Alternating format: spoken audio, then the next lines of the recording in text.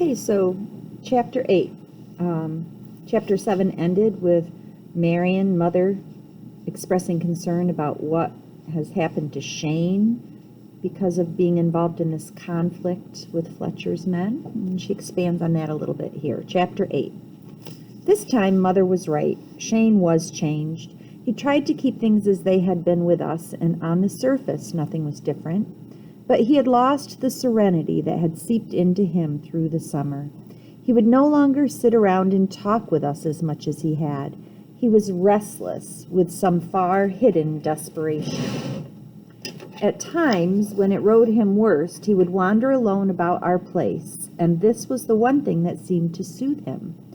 I used to see him, when he thought no one was watching, run his hands along the rails of the corral he had fastened, test with a tug the posts he had set, pace out past the barn, looking up at the bulging loft, and stride out where the tall corn was standing in big shocks to dig his hands in the loose soil and lift some of it and let it run through his fingers.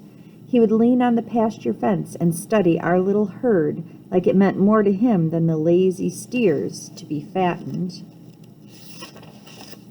for market. Sometimes he would whistle softly, and his horse, filled out now so you could see the quality of him and moving with a quiet sureness and power that made you think of Shane himself, would trot to the fence and nuzzle at him. Often he would disappear from the house in the early evening after supper. More than once, the dishes done, when I managed to slip past Mother, I found him far back in the pasture alone with the horse. He would be standing there, one arm on the smooth arch of the horse's neck, the fingers gently rubbing around the ears, and he would be looking out over the land where the last light of the sun, now out of sight, would be flaring up the far side of the mountains, capping them with a deep glow and leaving a mystic gloaming in the valley. Some of the assurance that was in him when he came was gone now. He seemed to feel that he needed to justify himself, even to me, to a boy tagging his heels. "Could you teach me," I asked him, "to throw somebody the way you threw Chris?" He waited so long I thought he would not answer. "A man doesn't learn things like that," he said at last. "You know them, and that's all."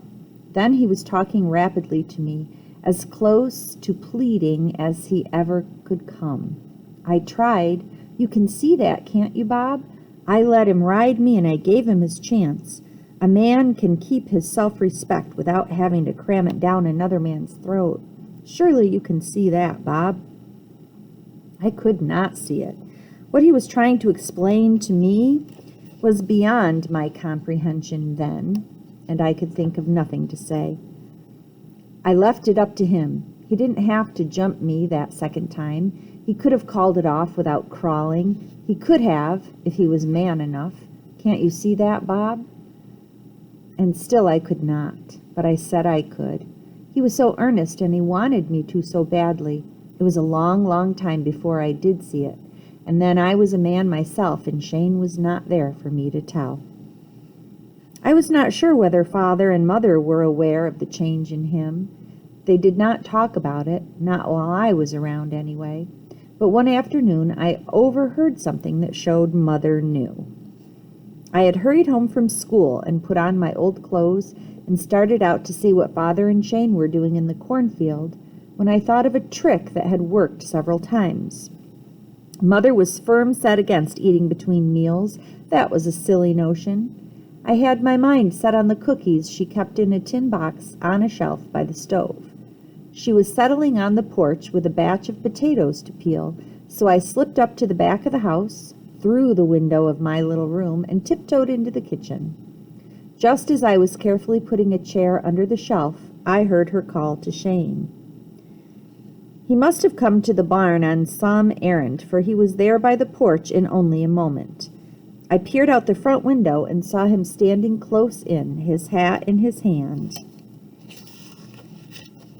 his face tilted up slightly to look at her, leaning forward in her chair. "I've been wanting to talk to you when Joe wasn't around." "Yes, Marion?" He called her that the same as Father did, familiar yet respectful, just as he always regarded her with a tenderness in his eye he had for no one else. You've been worrying, haven't you, about what may happen in this Fletcher business? You thought it would just be a case of not letting him scare you away and of helping us through a hard time. You didn't know it would come to what it has. And now you're worried about what you might do if there's any more fighting. You're a discerning woman, Marion. Okay, and discerning means you figure things out. Okay, thoughtful, clever. You've been worrying about something else, too. You're a mighty discerning woman, Marion. And you've been thinking that maybe you'll be moving on. And how did you know that? Because it's what you ought to do for your own sake. But I'm asking you not to. Mother was intense and serious, as lovely there with the light striking through her hair as I had ever seen her. Don't go, Shane. Joe needs you, more than ever now, more than he would ever say. And you?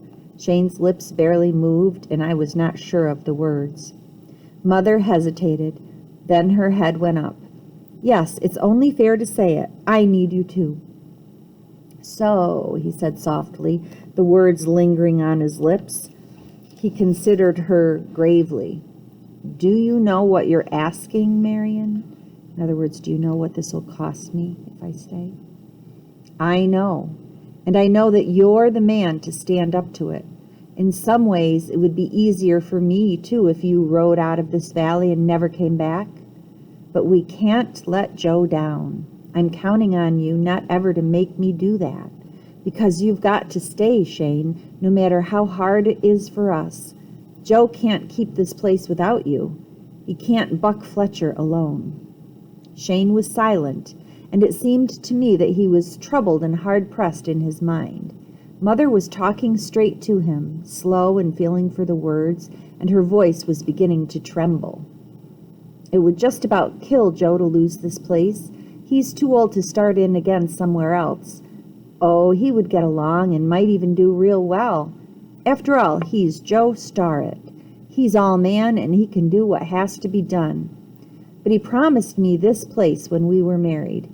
He had it in his mind for all the first years. He did 2 men's work to get the extra money for the things we would need. When Bob was big enough to walk and help some, and he could leave us, he came on here and filed his claim and built this house with his own hands. And when he brought us here, it was home. Nothing else would ever be the same. Shane drew a deep breath and let it ease out slowly. He smiled at her, and yet, somehow, as I watched him, my heart ached for him. Joe should be proud of a wife like you. Don't fret any more, Marion. You'll not lose this place. Mother dropped back in her chair. Her face, the side I could see from the window, was radiant. Then, woman-like, she was talking against herself. But that Fletcher is a mean and tricky man. Are you sure it will work out all right? Shane was already starting toward the barn. He stopped and turned to look at her again. I said, you won't lose this place. You knew he was right because of the way he said it, and because he said it.